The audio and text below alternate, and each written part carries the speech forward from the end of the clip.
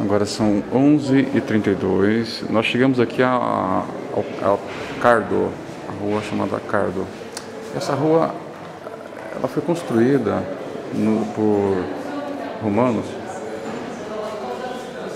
e ela era bem importante para a época, muito importante. Hoje o que restou da Cardo, esses arcos, né?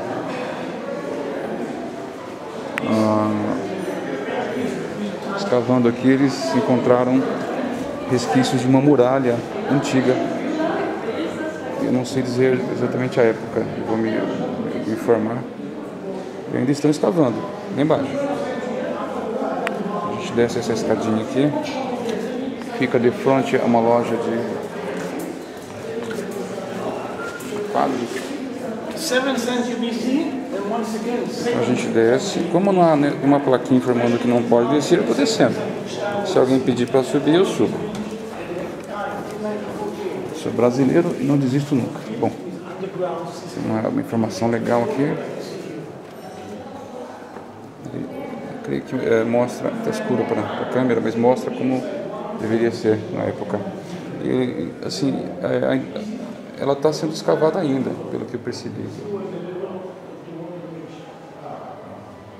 Uma parede antiga, agora a muralha, detalhe da muralha, ou o que restou dela. Muito legal. E é isso. Eu vou tirar foto dessa imagem aqui, para que vocês possam vê-la com mais detalhes no Facebook.